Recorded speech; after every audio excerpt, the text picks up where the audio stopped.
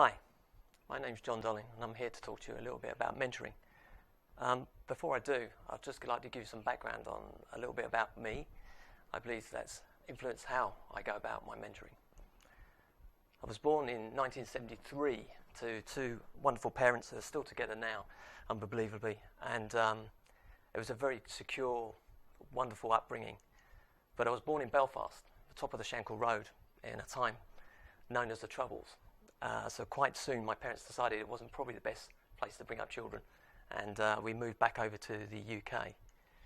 For a lot of my early formative years I spent travelling around the UK. My father was in the services, so we were located everywhere from Scotland down to a little place in Cornwall called Helston. And that I had to learn how to break into groups at a very young, early age that were already formed, and I spent a lot of time having to work on those relationships. And maybe as a result of that, I found my own working career has kind of meandered through. I've had many different roles in life. I've worked in many different industries. I've worked for many different companies, to a point where I ended up here, which is Emirates Stadium and the home of Arsenal Football Club. But if you had asked me when I was that child and doing all that moving around where I wanted to end up, it wasn't here. I wanted to be like my father, and I wanted to be a pilot, and all the way up to probably about the age of 18. That was my set plan. This is the guy. So this guy here, my dad, he was in the Navy, in the services, and had a massive influence over my career, and over me as a person. He was that person that he didn't just jump out of helicopters, but he also was that person that had that kind of calm voice, that if people were in trouble or needed advice, he was that person to go to.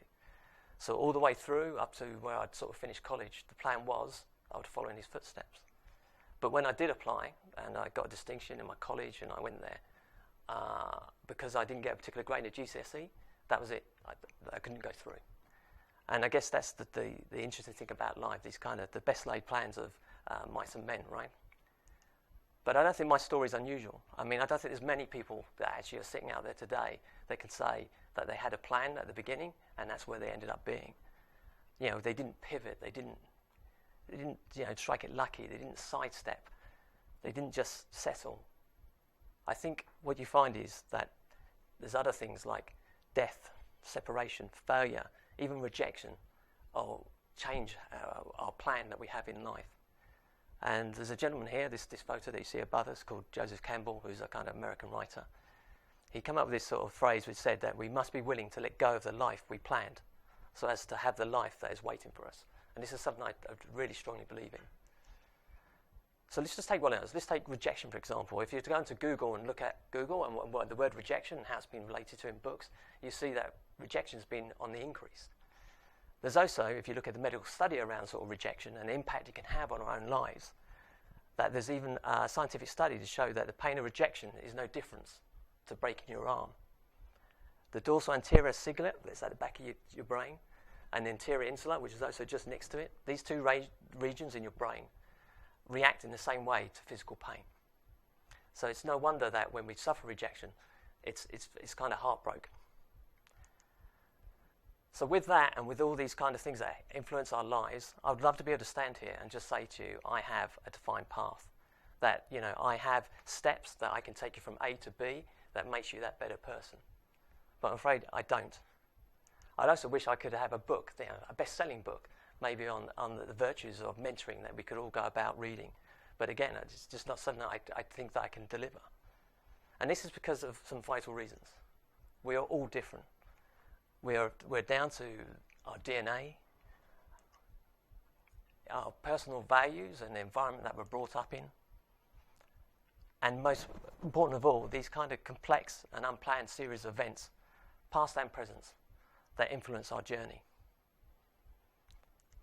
So what is it I can offer as a mentor? Well, I think this is probably the best slide that I can come up with.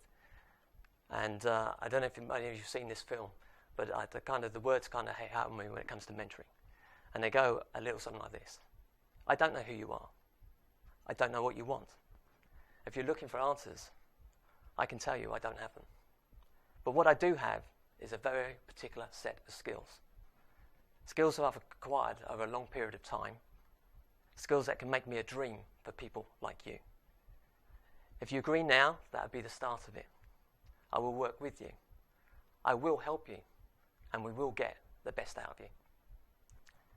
Too corny? Could have gone for a pole dark example, maybe one for the ladies. But I guess what I'm trying to get to is these skills that I mentioned are not going to be alien to you. You'll be very familiar with them. But through my training and through my experience, I've learned to refine them. And I've learned to be a better listener, a better observer, less opinionated, and more inquisitive. And more importantly, to remain conscious during my engagements and to challenge when required. And if we were to agree a relationship as a mentor and mentee, we would normally formulate what we call a contract. And I struggle with the word contract. I think I'd rather prefer to as maybe a memorandum of understanding. That is an agreement between you and I about how we're going to work together, how much time we spend together, and what we're going to try and achieve at the start and end of each of those mentoring sessions. But I may not be the perfect mentor for you. You might have preferred the pole dark example compared to the taken example, and that's not unusual. Because when you go out to pick a mentor, you have to make sure that you pick the right mentor for you. And there's probably a few things that you should think about when you go about and pick that mentor. We talked a little bit about time. How much time do you really have to invest in this relationship, this mentor and mentee relationship? And also, how much time does your mentor have time to invest in you? Meeting once a year isn't going to elicit the response that you're looking for. And you're not going to get response and answers overnight. These relationships tend to go for anywhere from 6 months or longer. What type of engagement do you want? Face-to-face is a great way of establishing that mentor-mentee relationship. It allows the mentor to actually observe you. He will pick up on subtle signs on the behavior, the way you're sitting, the way you speak, the direction that you're looking, that allow him to delve deeper and be able to help you find those answers. But it could be over email and it could be over telephone. But that process might be a little bit slower. And what experience do you pick in a mentor? Mentors, I find in my own experience, is that you're not going to go out and they're not going to pick you. You have to go out and find them. So maybe it's someone that you admire or someone you've seen in the workplace. Or maybe if you want that relationship to go extend further, it might be someone that's actually out of your sphere because you want to be pushed. These are just a few things to pick when you're looking for your mentor. But fundamentally, at the core of everything, you need to understand what the mentoring process is about. And as part of researching and going through these slides, I found this really interesting term that's been given across by Eric here. And it says that mentoring is a support that encourages people to manage their own learning in order they may maximize their potential, develop their skills, improve their performance, and become the person they want to be.